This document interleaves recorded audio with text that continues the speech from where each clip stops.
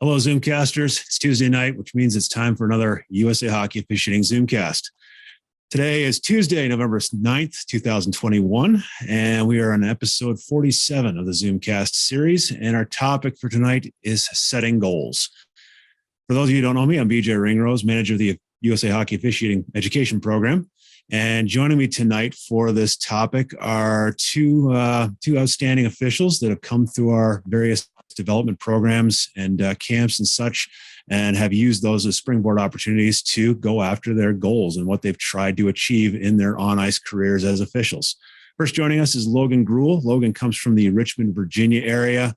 USA Hockey official for just over 10 years. He's worked his way up through the grassroots levels, been through all the camps and things like that we'll talk about a little later on in this episode, and worked his way up and now is in kind of the transition mode where he's moving out of the Tier 1 junior level at the USHL level, where he's had a successful run there, including in 2019 working the Clark Cup Finals, which is the league championship. And now he's moving into pro hockey, so out of junior hockey and now into professional hockey. So again, achieving that next level that he's reaching for within the ECHL. And that includes a good run last season with the 2021 Kelly Cup playoffs. He made it into the playoff rounds. He also volunteers as a summer camp instructor as well as a seminar instructor, and gives back regularly out there in his grassroots community out there in Richmond, Virginia. Also joining us is Jestina Vichorek. Jestina joins us from Esko, Minnesota, which if you don't know where that is, don't feel bad. I had to look it up myself. It's up there near Duluth, which I think officially qualifies you as a 218er, does it not, Jestina? Yes. You're a 218er. Okay. For those of you, 218 refers to the area code that she lives in, and 218ers in Minnesota are rather proud of what they come from, where they come from. There's a lot to be proud of.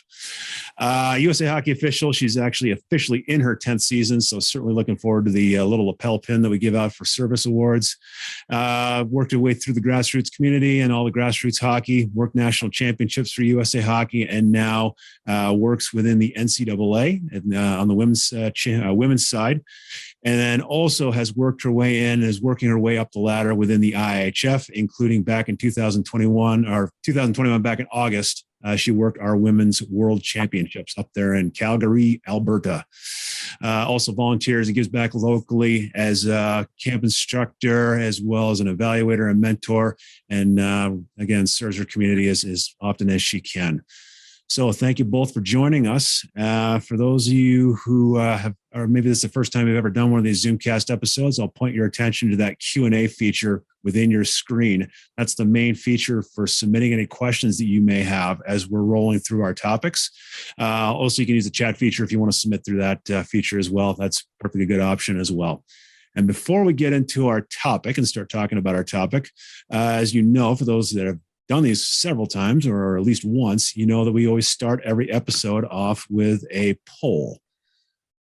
So I'm going to launch the poll for you guys. Oh, there it is. Poll is launched for those of you who are on our live broadcast here. Question number 1, true or false? Since I started officiating, I have reached most or all of my goals. And simple true or false. Second question, true or false? While working towards my officiating career goals, I've experienced and overcome setbacks. And true or false there. Third question, true or false? Accomplishing career goals is why I continue to officiate. So again, a true or false question. All true or false questions. It's kind of like taking one of our closed book exams. I try to keep it as simple as possible and keep this thing rolling. So give about another 30 seconds or so for all the viewers to log in their results. Okay, that's about enough time. So pencils down, everyone. I'll pull up the sharing results. As you can see on question number 1, true or false, since I started officiating, I have reached most or all of my goals. And it's almost split 50-50. Half of you obviously saying true and half of you saying false. And initially it started off, a lot of you were actually answering false, and that comes as no surprise to myself or I think either of the panelists. Quite frankly, I think we're always chasing after something, whatever that next step is, that next rung in the ladder for us, whatever it is, we're always chasing something. True or false, while working towards my officiating career goals, I've experienced and overcome setbacks. And overwhelmingly, 88% of you said true. And that would actually comes as absolutely no surprise to any of us or any of the viewers, I'm sure.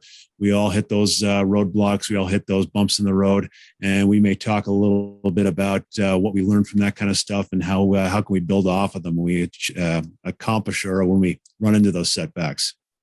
Last question, true or false? Accomplishing career goals is why I continue to officiate. And I'm really happy to say that despite the fact that I didn't label the answers true or false, I forgot to enter those in. Most of you kind of took the hint from question 1 and question 2 and then just kind of assumed choice 1 was true and choice 2 was false. And we'll roll with that. We'll just go with that. We'll assume I stayed consistent with that. Overwhelming again, 82% of you said that accomplishing your goals or chasing after your goals is why to continue to officiate. So again, no surprise there. So that's our poll. With that, let's start diving into our topic. And just to kind of get a little bit of a read and a feel for our panelists and where they come from, start with Jestina. How did you get started in officiating? Well, I played hockey all the way through college, and my dad had continuously asked me to join the officiating community and ref with him. And I kept telling him, no, I just want to play hockey. I just want to play hockey. And after I graduated college, I finally gave in and started reffing with him. He was my first mentor. He did the first game I ever skated, which was a squirt game. And he was on the ice with me. So he talked me into it. And I really didn't even want to do it at the time. But now I've really come to love it. And how did that squirt game go for you, that very, very first game? I think he had to tell me, he was right behind me. I think he had to tell me, put your arm up right now or blow down that offsides. So maybe you mentioned it, maybe you did. Were you actually working with him or was he serving as a mentor for you out there? Kind of like the shadow role. He was shadowing me. Okay. No, that's good. That's excellent. We're seeing more and more of those mentoring programs being established. We have a great manual available online, a mentor program handbook available at usahockey.com that tells local associations on how to build that up. It's not necessarily the official playbook.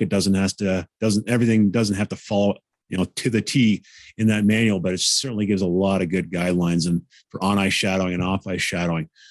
Pass it over to Logan. Logan, how'd you get started? Pretty similar. I started out obviously as a player, and I sort of did it as a part-time job. I wanted to start doing this part-time job when I was 15 or so, while I was still playing. And I quickly realized that I was better at officiating than I was playing. So similar though, my dad and my brother actually as well were both referees at the time. And they wanted me to get into it for a while, and I wasn't sure. And then the next year I decided to do it, and it was awesome. It was cool. I got to skate a game with them, and it was kind of came full circle, but that's how I got into it. So pretty similar. So in your case, I was going to ask you that. I've known you for quite several years now. I've actually known your father for several years as well. I was always kind of curious who got who into it. I never really got that read off the two of you, whether your father dragged you into it or whether you started doing it and he thought it was kind of cool, so he decided to jump on the ice as well. But between that and then of course your brother, it sounds like you got a pretty rich family history there within the officiating world. So that's great. Back to Jestina, when you started with this, and it sounds like you kind of got dragged in kicking and screaming more or less by your father. When did you suddenly realize this is what you want to do, and what early goals did you have on? In other words, did you reach that point where suddenly things started clicking for you and like, I'm into this? And it's not to drag this question out too long, but like a lot of research that we've put out there shows that year 1 to year 2, we lose half of those brand new officials. That's a USA Hockey statistic, unchanged, 20 plus years. It's always been that way. We lose half of those officials. But if we get that official to year 3, we keep 90% of those officials. So what was it that clicked for you, Jestina, that just kept you coming back? And when did you start to kind of realize, I want to do some stuff with this? Well, I think I really quickly realized that it was a really awesome way for me to continue to be involved with the sport of hockey. I have such a passion for hockey, and I just love being on the ice. And I think my dad knew that. So I'm really grateful to him for really talking me into it and really pushing me to do it and really pushing me to try it. And it also really pushed me out of my comfort zone. I was really nervous my first couple of games, and I felt like I didn't know what I was doing, but I had this great mentorship in my dad being right there on the ice, kind of talking me through it and building my confidence up. I just really loved being on the ice and being part of the game. And it was a challenge for me.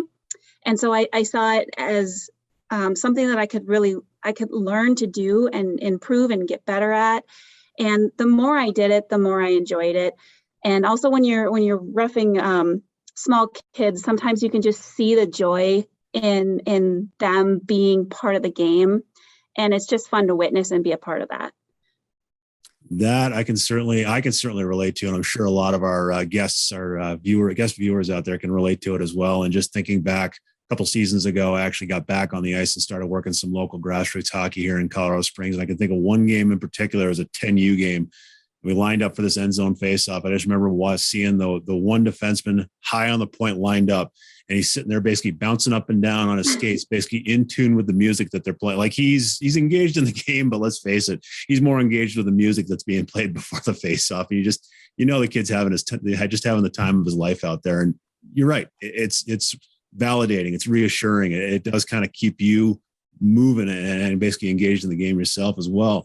I'll skip to Logan, then I may come back to this question here. But Logan, when did it kind of click for you as well? For me, I think it clicked pretty early. I was still playing.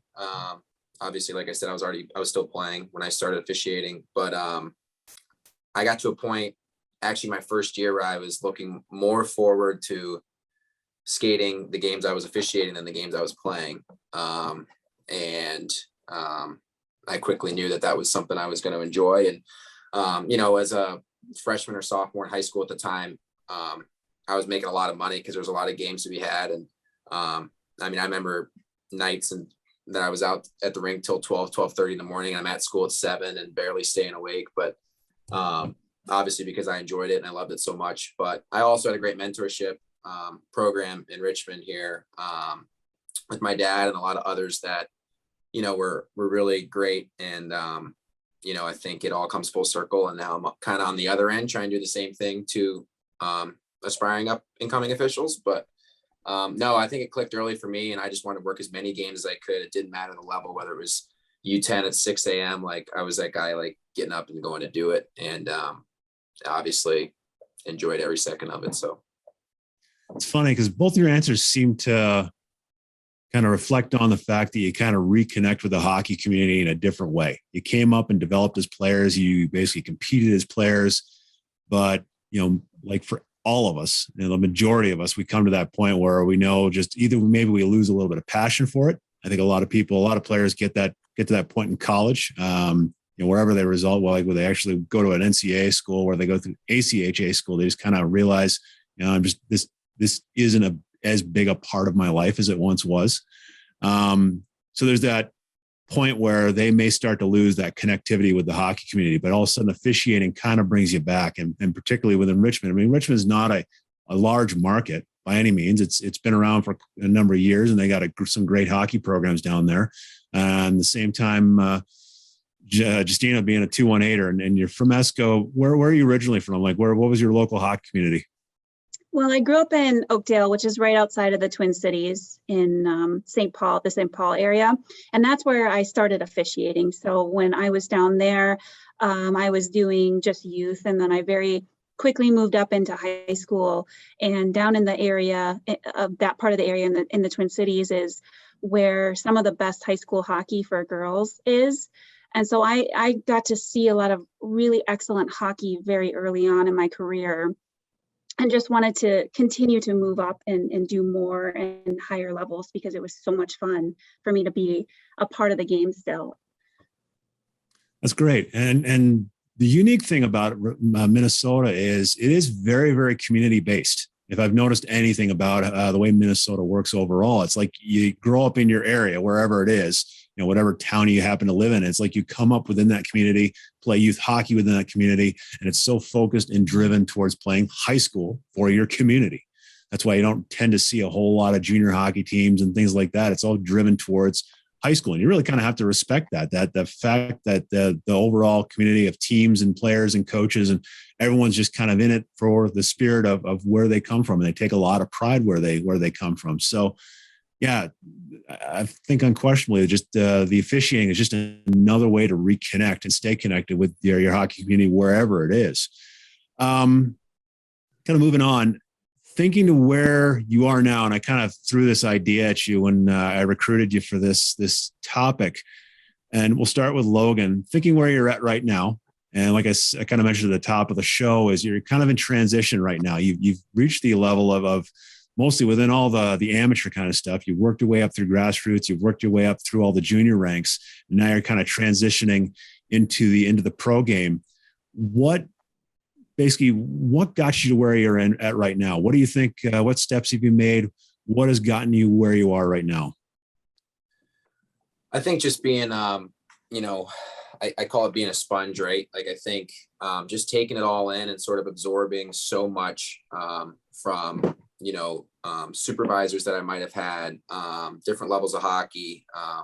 I learned a lot from the people I worked with. I would say that's probably the biggest step that I took, was just learning from others and being open to learn and trying new things. I think just working hard and controlling what you can control was probably the biggest thing as well. As far as taking steps, what can I do to be better? What can I do to move up? And the steps I took was I always wanted to be the best, the level of hockey that I was working, whether that was, I worked, Pee Wee playoffs in Richmond, Virginia. Like I wanted to work the last game, or if I wanted to, as you move up, same thing. I always wanted to be the best I could be at that level and sort of master that level before I was ready to take the next step. Because I think that's a big thing in officiating, is just making sure that you succeed at the level that you're at. That's great, Logan. And obviously, like we saw within our poll question, you're not done yet. I assume there's still some stuff that you certainly want to do. So what are your goals now that you've made it to the ECHL? Where do you want to go from here? No, I think, it was a strange year for everybody last year. In the ECHL, we had half the amount of teams that we had, or that the league has. We had half the amount of teams that we normally have. So we only had 12 or 13 teams of the 26, but we had the same amount of officials. So I think last year was a very competitive year in a good way amongst all the officials, because we all knew that we were striving for way less games than usual. So just to make the playoffs and work the playoffs in my first full-time year in the ECHL last year was obviously unbelievable. And same thing. I mean, my goal is to, hopefully work the finals this year at the level that I'm at, and then, hopefully continue to move up. But, just to continue to learn. I think there's still so much to learn. Like you mentioned, I mean, the transition, I know we'll probably get into it later, but it's just different. Like the game's different at each level as you go up. And I never feel comfortable at the level that I'm at, and I'm always striving to be better. But my current goals are to work deep into the playoffs again this year and continue to, improve as a person and as an official on the ice. So. Okay. And a lot of what you mentioned there is basically working in this season and progressing further in the playoffs and all that. Now I would kind of regard those as short-term goals. What's long range? Like basically, like how far do you want to take it? I mean, I want to take it as far as I can be, or whatever level that will be, where I'm still successful. Obviously if the NHL called, I obviously would love that opportunity. But there's still so many things, I mean, I know the NHL it's tough to make it. So, I mean, there's so many other, like IIHF hockey is definitely a goal of mine. Potentially down the road, NCAA hockey, international hockey. But, it all comes down to, I want to be, as successful as I can be. And if I don't feel like I'm successful at, the level I'm at, I don't feel like I can move up to the next level. So, but as far as this will take me, I'm willing to go. So. I think you make a really good point about being successful at the level you're at. And I think we're going to come back to that in momentarily. Passing it back to Jestina. How did you get to where you're at right now? You're having successful runs right now within the NCAA and obviously the IIHF. You worked the senior women's championship this year. That's a lot. It's certainly you've accomplished a lot as an official. So what's gotten you to where you're at right now? I think it really started with the mentorship program that I had in District 2 with my dad and all the other officials that worked with me and encouraged me and really helped me learn the basics of officiating, and then encouraged me to go to an officiating camp, a referee camp, which at first I thought they were kidding. What do you mean that there's camps for referees, right? And I went to a camp where I met other female officials who had worked at the Olympics, who were working college. I met other girls who were at the camp with me, and I couldn't believe that those opportunities were out there. I knew right away that that was what I wanted to do. And I started talking to all those people who had worked at those levels and asked them, what did you do? What do you think I should do? And I just continued to have those conversations. And in every game that I worked, kind of like what you were saying, Logan, in every game that I worked, I treated it that it was important, that there was something that I could learn. There was always something that I could be working on. I was always looking at my peers. What are they doing that's helping them be successful? And how can I incorporate that into what I'm doing? I also think it's really important to encourage other people who are kind of coming up with you, they're coming up behind you, and also who are in front of you, to just keep learning from them, encouraging other people, and then seeking that kind of feedback from wherever you can get it. And I've just been so fortunate to have so many excellent mentors and fellow female officials that have been so encouraging and have given me such good advice. I'm so lucky to have them in my life.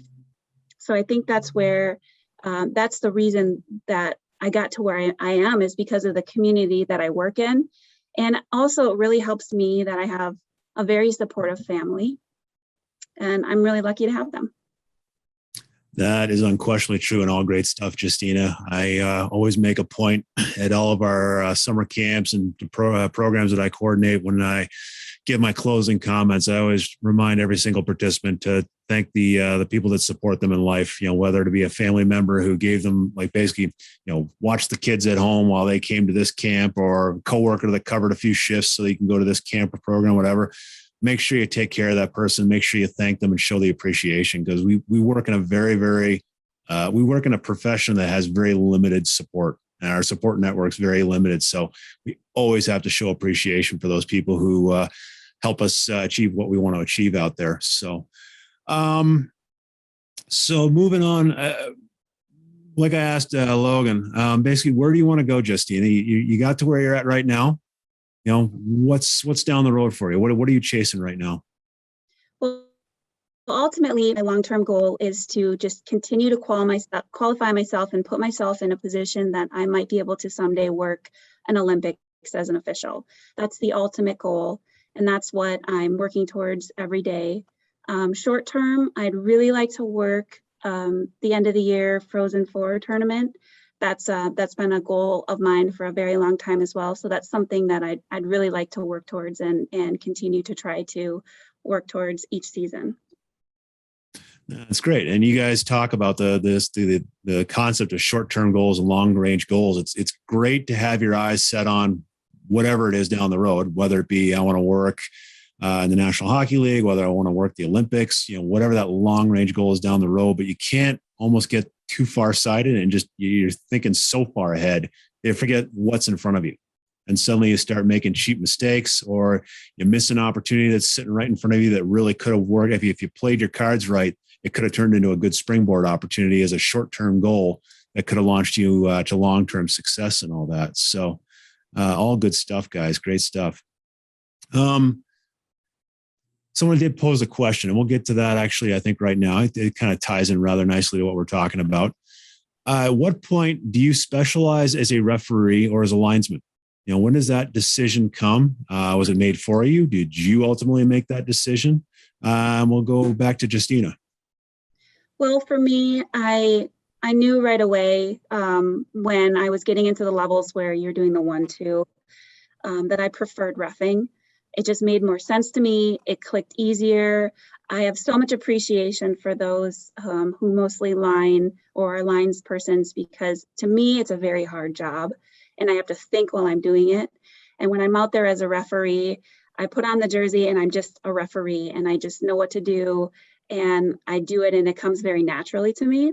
So it came for me almost right away. But then when I got the official designation for me was when I went to the international IIHF camp, where it's called Elite League, where you can, or Elite Camp, excuse me, where you apply and get accepted. And if you're accepted and go there, then you get designated as either a referee or a linesman. And then from that camp, you can get licensed internationally as one or the other. And so it sounds in a lot of cases like you made the decision. Ultimately, you decided what you wanted to do. Going to Logan, how did that pathway work for you? Yeah, I mean, pretty similar, Jestina. Once I started doing the 1-2 system a lot, I obviously did a lot of games, whatever I was willing to get my hands on. Like I mentioned earlier, was a referee or a linesman or either. I enjoyed doing both. They were both very tough jobs. Like Jestina said, I think being a linesman or linesperson is also extremely difficult. And I always sort of got the feeling that I wanted to be a referee as well. It came more comfortable to me. I just felt like I was more focused and more involved in the game, which not necessarily is true, but that's just what I felt. And communicating, I was always very good at communicating, and I think I could communicate more as a referee coming up. So then ultimately it was affirmed or confirmed and made true when I went to the Officiating Development Programs prospects camp.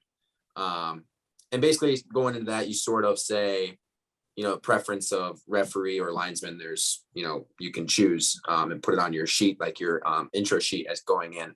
And I actually circled both because I was like, I'll just willing to work whatever. So I skated in both positions at the camp. And ultimately my boss at the time made the decision. He's like, I want you to, be a referee. I think that's where you look more comfortable. And obviously I agreed with that. So it was an easy decision for me. So I just sort of ran with it, and then definitely am glad I did, and definitely have an appreciation for all the people that are lining games, because it's scary. I have to do it very occasionally and I'm frightened. So it sounds like, again, Logan, it sounds like you pretty much drove a lot of that decision yourself. But at the same time, you got a lot of support. And I think that's where, the USA hockey programs, which we'll talk a little bit more about the stepping stones and development pathways. But I think we at USA Hockey, with our development programs and opportunities and things like that, we try to give those opportunities to those who want to try. So in other words, you want to be a referee, we're going to give you the opportunity to work as a referee, and we'll see how it goes. Maybe it goes great. Maybe it's a little shaky, but there's a shot at redemption, and we can work on some stuff and get you where you want to go. Or in some cases, unfortunately, and despite the fact that you may really want to be a linesman or you may really want to be a referee, it's just, you don't have the skill set, whatever it is. And that's just the reality. It's look, you can't take a 400-pound linebacker in football and make him a quarterback. It's just unlikely to work that way. But we all have limitations in our life. But as you work your way up, quite often, sometimes these decisions will be made for you. And the one piece of advice I always give at every development program, particularly our futures camps and DOSs and things like that, when I'm talking with young officials, ask those types of questions, work on both, get good at both. Don't necessarily go in with the mindset of like when you're 18 years old, you have to make that decision. I want to be a referee and only referee, or I want to be a linesman. I'm only going to work games as a linesman. You're cutting your opportunities in half by doing that. Basically, by over specialization, you're cutting the opportunities to develop and to turn into an official that's a full service official. And the one case scenario that I'll always cite is Thor Nelson, who's our state referee in chief up in North Dakota, longtime 20-year NHL official. He was a referee all the way up through grassroots, junior hockey, and worked all his way up as a referee, and got to the point where Brian Lewis, who at that time was the director of officials for the National Hockey League, Brian pulled Thor aside and said, Thor, we love you. We really, really want you to work with us. The problem is I don't need a referee. I need a linesman. Well, how quickly do you think those armbands came off the sweater? And basically he was good at both. He could succeed at both because he built that skill set early on, and it served him well. And again, he had a great 20-year career in the National Hockey League, including playoff assignments. He worked the Olympics in Italy. So it's been really good for him. And now, of course, he's giving back as a volunteer up there in North Dakota, doing a lot of good stuff for us up there. So another question here. If officiating isn't your full-time job, how are you able to manage a professional career while advancing as an official? And we'll go to Jestina on that one.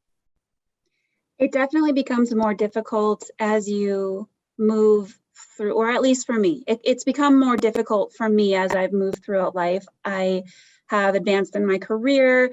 I have a family and a home, and I can only attribute my continued success and ability and availability to work at the levels I do to the support of my family, my husband, both his parents and my parents, grandparents even.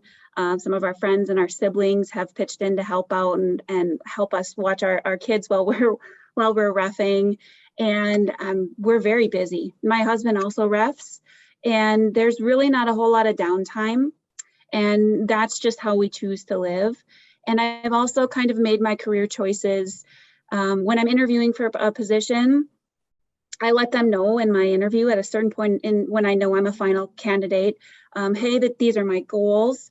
I know that this is my primary job. This is my career. I'm here when I'm here, but I'm going to let you know that this is my other job, and this is what I'm going to use my vacation for. This is what I'm going to ask for maybe extended periods of time off for.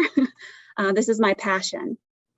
So far it's worked out really well for me. I've worked for excellent employers who've understood and who have allowed time off.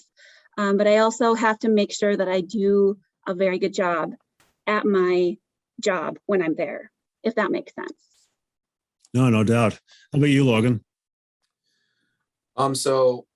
For me personally, officiating is still my full-time job right now.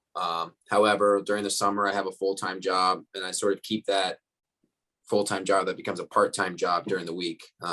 Like I'll be back there at 8 o'clock tomorrow morning. On the days that I'm not skating hockey, I'm at this country club that I work at. So, but like Jestina said, I mean, just being upfront and speaking from guys and ladies that I've talked to that are in the position of having a full-time, maybe desk job and then doing this on the weekend, like you have to be upfront with your employers, and you have to be, and sometimes you're gonna have to make a tough decision. You might not be able to go work, that game, or you might not be, or you're gonna have to take, you have to get your priorities in order and be honest with not only your employers, but yourself.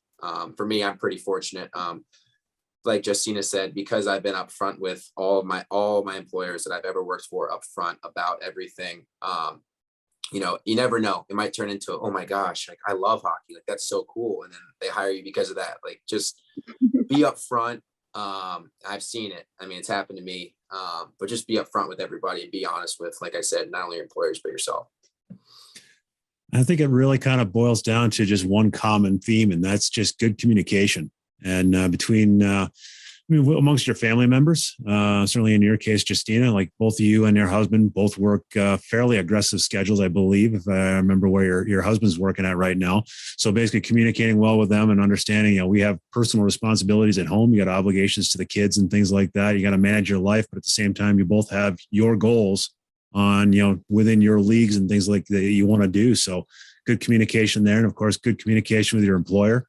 But I think if you, again, being honest and upfront, you kind of make them realize, like, you're really passionate about this. So whether it's a boss or whether it's a college professor, if you're young and still in school, making those people realize how much you really care about this and how important it is. As long as you're getting, your stuff done, you're getting, you're not flaking out on your obligations, be it school or be it work, they'll realize it. And they'll want to get behind you. They'll want to champion you. They'll do everything they can to put those opportunities out there. And even coworkers, basically, can you cover a shift for me? Can you help me out here? And again, they realize what you want to do, and they'll step up and help you out with it. So, that's outstanding stuff, guys. So kind of talking about the stepping stones and the springboards and stuff like that. Logan, being on the path to pro hockey, it's a little bit different on the women's side, and we'll get to Jestina in a little bit here. Do you think you're on the common path? And what is that path for you? Getting to pro hockey and getting to your goals, what you want to do? Yeah, I mean, I think I'm on a good path right now.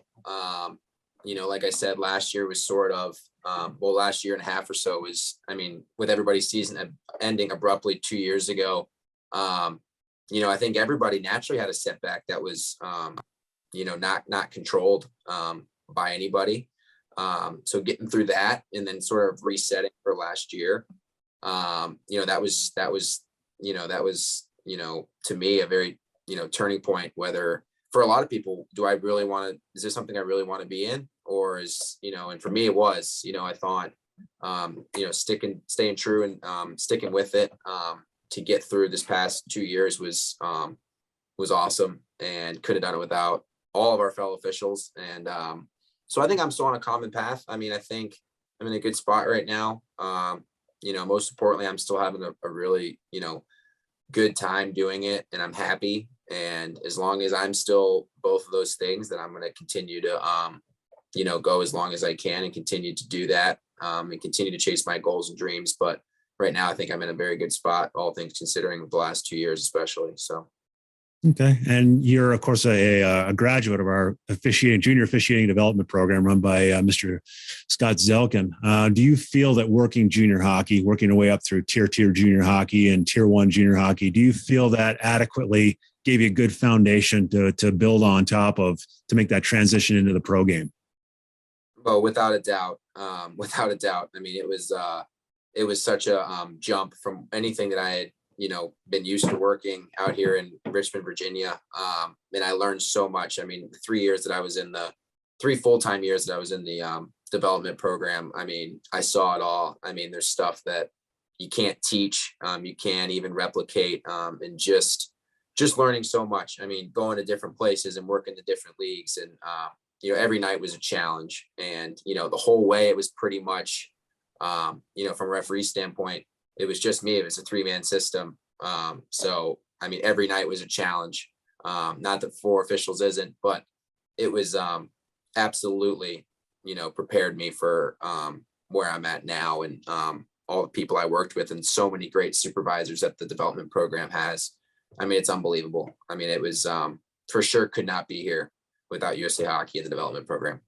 There's a lot of common themes between the 2 levels, I think, where basically it's such a competitive level within junior hockey. And then you start to kind of become exposed to the reality of, like, careers are starting to get on the line here. This is not high school hockey. This is not necessarily college club hockey.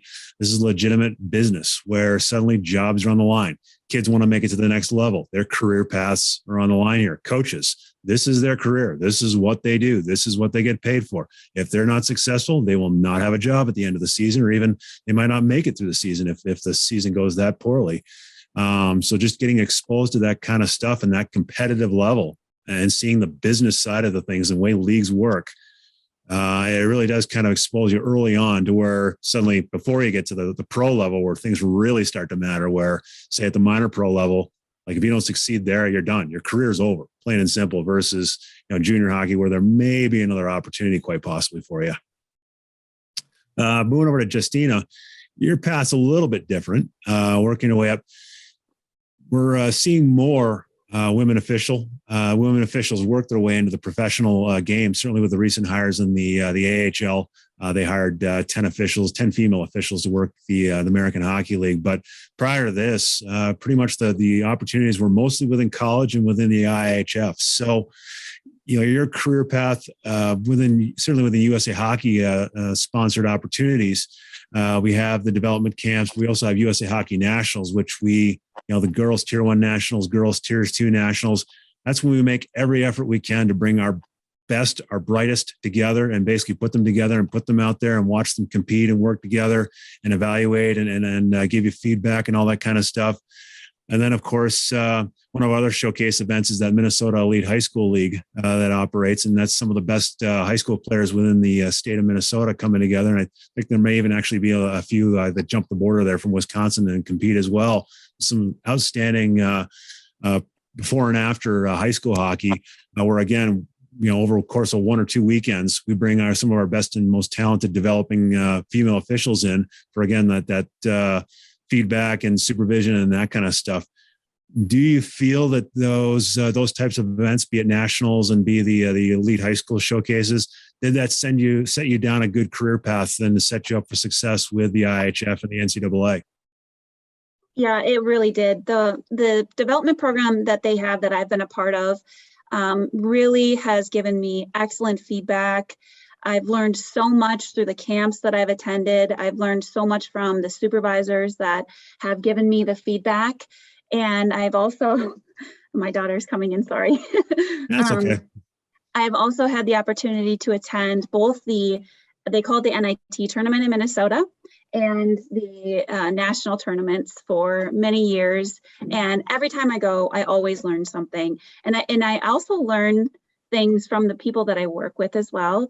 When you get together with people from across different organizations, you get to learn different perspectives, different ways of explaining things, different ways of doing things. You're not changing the rules, you're just getting a different perspective. And that's also really helped me as well.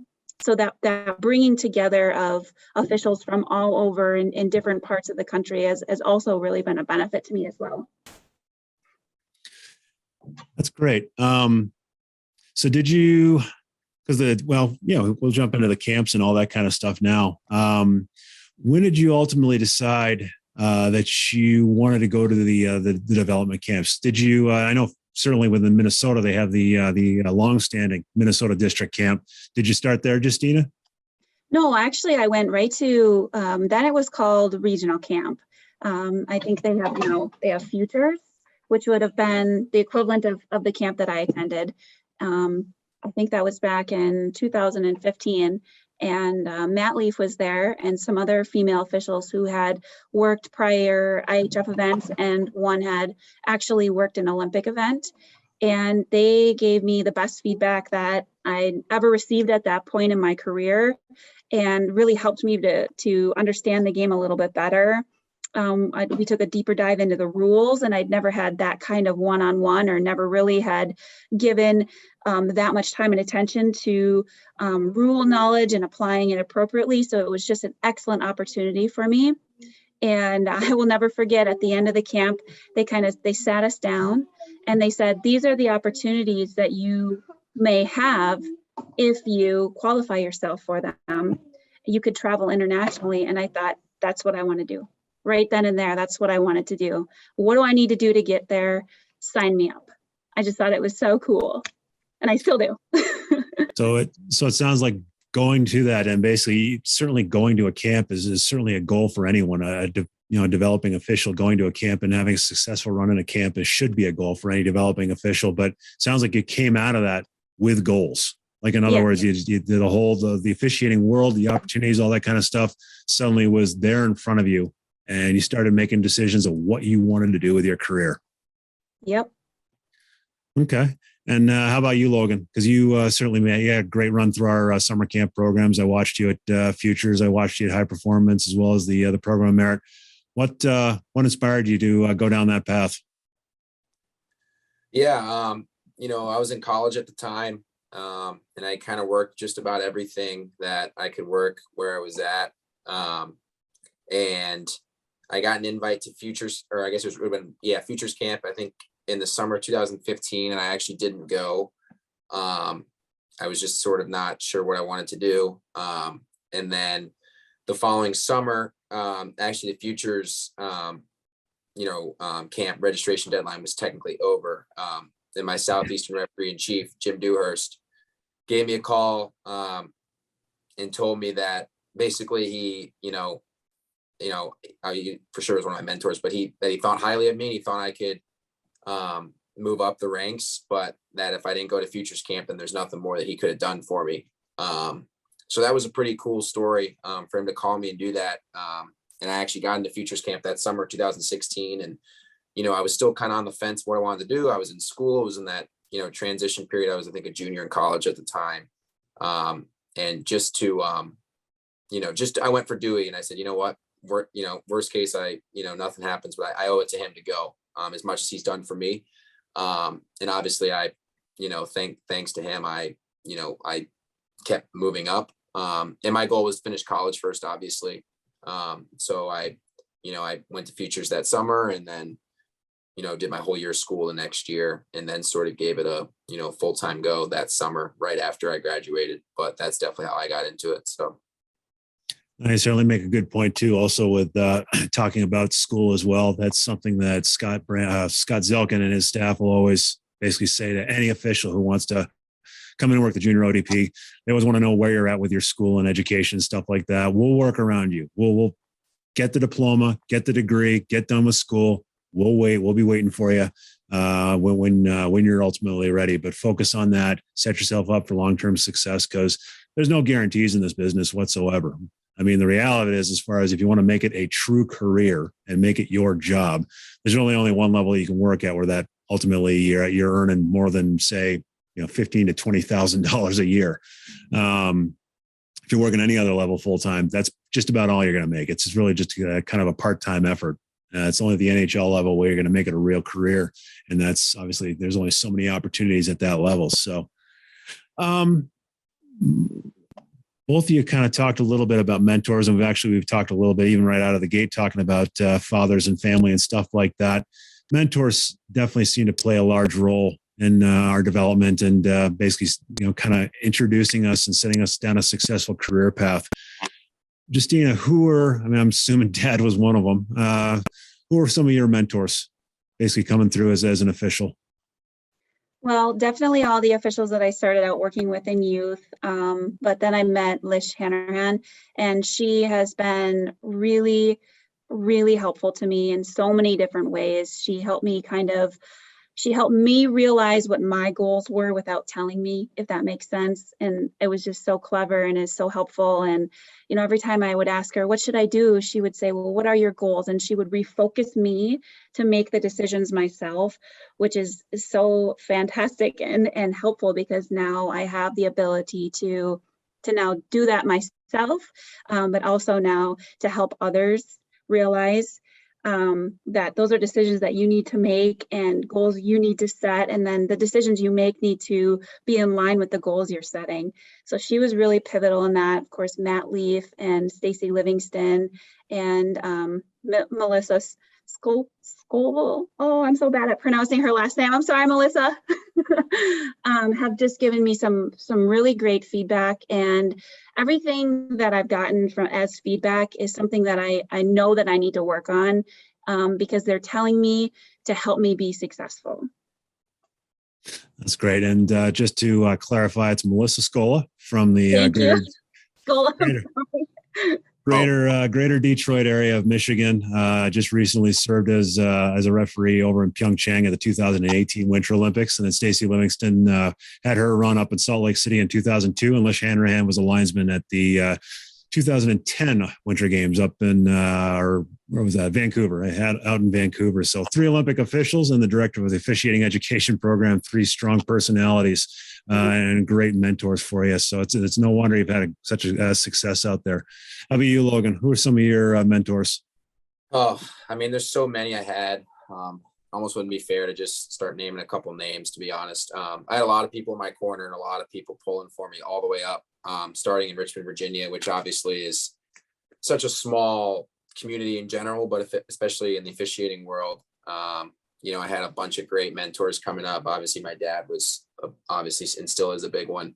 A lot of local officials that are still involved, and we're still involved together.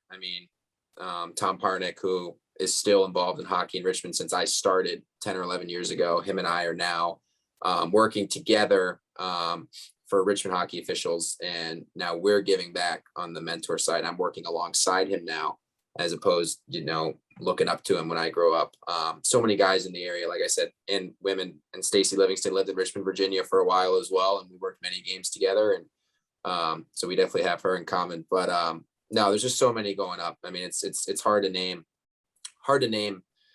all the people that helped me. I always made it a goal to try to take one thing from, even if I disagreed with most of them, take one thing and that I learned from each person that tried to help me along the way, and all the people that I worked with and officiated with as well. You always learn. You can always learn little tricks of the trade. And, like I said, I was fortunate that I had a lot of people pulling for me and still do. So very blessed in that aspect. Outstanding. So we're kind of coming into like kind of the last furlong here of the episode before I wrap things up. One note I made here as I was kind of thinking of what we want to discuss and what we wanted to talk about was the concept of shortcuts. And basically, you want to get to a certain level, you want to get to a goal so badly that an opportunity is presented to you that you may or may not be prepared for. And certainly, I think the both of you have been around long enough that you may have seen those types of things. You might have been able to put in that situation yourself. What are your thoughts on that? Shortcuts versus following the path. We'll start with Logan. Yeah, no, I mean, like I said, living in Richmond, a lot of opportunities presented themselves in the surrounding areas of Virginia, DC, Maryland. The year, probably my second or third year, we had a tier 3 junior team come to town that was new to the league and they needed officials. And I was sort of thrown right in to that and just accepting the challenge and embracing the challenge. Obviously there was a lot that went into it. So sometimes you're going to catch a break. Sometimes you might catch a little shortcut, if you want to call it that. And I think the biggest thing is just try your best. And I was never one to put pressure on myself. So if an opportunity arose, I just sort of took it and didn't put a lot of pressure on myself. And just went out and gave 110%. And that's all I could ask of myself. And just sort of do the best that I can do. And anything to build off of there, Jestina? Muted. Yeah, I was kind of thinking that everything that you had said, Logan, was exactly what I would say. But the only thing I would add is that if I've been given an opportunity that you would say is something like a shortcut, preparing yourself in every aspect is something that I've learned. And it's not just making sure that you know the rules and that you've got all your gear, but it's also giving yourself enough time to mentally prepare yourself, because you'll be surprised at how important that is in your success, to really put yourself in the right mindset. And then also ask questions of your peers and of people who have done same or similar levels or tournaments that you're currently at, because that'll be also tremendously helpful to you as well. Thanks, Jestina. I think just one thing I'll sort of throw out there with the concept of shortcuts is you have to be very, very careful with them. Because look, we have established a really good path, and Jestina, you and Logan both represent, the normal pathway, what we kind of regard as the correct pathway to follow to get to where you're at right now, and hopefully get to where you want to go somewhere down the road. Transitioning through the junior program into pro hockey has worked out exceptionally well for Logan. Coming through the summer camp program, the nationals, as well as the Minnesota high school showcases there, has worked out outstanding for Jestina, and both of them are on great paths now. Not following that path and seeing a shortcut and taking advantage of that, you may be set up for failure. And which might be basically an assigner who just needs a body, needs a person to cover a spot. Well, just because you got picked and you got that opportunity doesn't necessarily mean you're 100% the right person for that job. It may be a shortcut for you if you don't have the foundation laid, if you don't have the skill set going into that, if you're not ready for it physically, mentally, rule knowledge, skating, mindset, the psychology of going into a game at an advanced level, it could basically turn into a drastic failure. That could have serious repercussions on your career. So you have to be careful with that kind of stuff. Don't just necessarily assume because you made a jump or you skipped a step that you are going to succeed at wherever that level, whatever that shortcut took you to. And you just have to be very, very careful with that kind of stuff. But so we're going to kind of wrap things up here, but I'm going to take the opportunity here to ask one last question. This is a question I love to ask of all the development officials that are coming through our camps. And I also love asking it of senior officials as they kind of look back on their career. And both of you have certainly done plenty on the ice, and you've been around long enough to kind of think back to that those first games that you were working with your family members and all that. Looking back at first year Logan and first year Jestina, and we'll start with Logan. What would you tell that first year official? What piece of advice would you give to that official? Honestly, I would say just take it all in. Enjoy the moments along the way. Time really does fly. just, if I could go back and, relive some moments, obviously I would. Just take it all in and don't be afraid to take a step back and, look at the crowd that's there for a huge high school playoff game or something. Like just really take it all in, and don't forget where you came from. That's a big one for me. I've been fortunate enough now that I'm in a position where in Richmond, where I came from, and I sort of took the role of what somebody did for me. Somebody was a mentor to me, and now I'm trying to mentor other officials, and I'm the local supervisor of the officials here in the area. So don't ever forget where you came from, but remember to have fun along the way and take it all in. Outstanding, Logan. How about you, Jestina? What are you telling first-year Jestina as her father's dragging her out on the ice, kicking and screaming to work her first hockey game? You'll be extremely surprised at how transferable what you will learn and how to handle difficult situations will be in all aspects of your life, personal and professional, and in your career outside of hockey. So stick with it, keep your head up, and learn how to deal with the difficult situations. Face them head on. Don't expect others to come in and step in for you. It will help you so much as a person. I think you hit a really, really good point. We could easily spend the next 15 to 20 minutes just talking about the life goals and the things like that, or the life skills and things like that you learn from officiating that transfer into your professional life and your personal life without a doubt. So I think you may have just given us an idea for another Zoomcast topic, Jestina. Thank you for that. With that, we will wrap things up as we commonly do. I'm going to share our upcoming schedule through our screen share here. As you can see, we're doing setting goals today. In 2 weeks, the Cult Classic is back on November 23rd. You make the call, where basically our host shows a series of video clips, and our panelists break them down and discuss what the correct call is within the situation. Scott Zelkin's going to be in the captain chair for that one. I know he's working really hard, collecting some really interesting clips to discuss. They go a little outside the box, some sticky situations, some interesting situations and all that. So definitely want to stop in. It's been by far and away one of our most popular episodes that we've done. And then on December 7th, I'm going to try something a little bit new with Playing Rules Q&A. Matt Leaf is going to host that episode.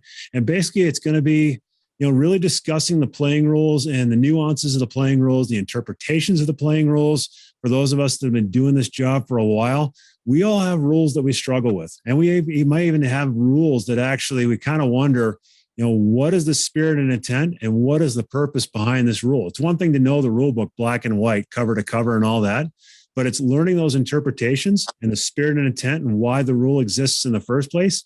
That's when we really, really learn the playing rule to a T that gets us through those sticky situations where we're in a tough call situation where the rule book itself may not specifically say what the correct call is here, but we rely back on interpretations and casebook situations and things like that. That's what guides us through those tough situations and helps us make the right calls. So by far, if you're going to join us for that episode, bring your best questions. Anything you want to learn about where playing rules came from or interpretations and things like that, that's where Matt and his two panelists are going to, basically drive the conversation.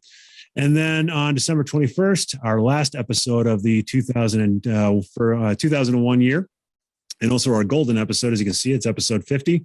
Scott Zelkin is going to be back in the chair, and he's going to discuss teamwork. And he's going to have two or three panelists that we're going to talk about going out there and where we succeed with teamwork, where teamwork sometimes breaks down on the ice when we go out there and work with various officials. And should be a really, really interesting episode. So that's our upcoming schedule. I've also, of course, note on the right side of that schedule there, our social media channels. Feel free to find us, follow us, and like us on our Twitter channel, on our Instagram channel. And of course, all of these episodes that we do here, if you can't join us live, you can watch them on demand at the USA Hockey YouTube channel. And you'll find a link at the USA Hockey Zoomcast page at usahockey.com to access those episodes. Social media survey reminder. For those of you who are with us live, once you're done, you're going to automatically get a link to fill out a Survey Monkey survey based on this episode. Share your feedback, what you liked, what you didn't like. And of course, that one question where you have the opportunity to suggest a topic. We're always looking for new and interesting ideas for topics. And all that feedback, I review everything and share it with both Matt and Scott, our Zoomcast team. And it's that kind of stuff that gives us ideas on how we can make this program overall better. With that, I'll thank our participants, Logan Gruel and Jestina Vichorek. Thank you so much for taking time out of your personal schedules and professional schedules to join us and give back to USA Hockey. We really appreciate it. And we look forward to continuing to watch you out there on the ice as you work towards your future goals. And you've made us so proud with where you're at right now. And of course, thank all of our participants here, whether you're a diehard cult member that's basically been joining us week in and week out for every single episode, or whether you're a new member. We hope to see you again. We look forward to seeing you again. And with that, we'll wrap things up. I'm BJ Ringrose, and on behalf of USA Hockey, thank you for your dedication to USA Hockey.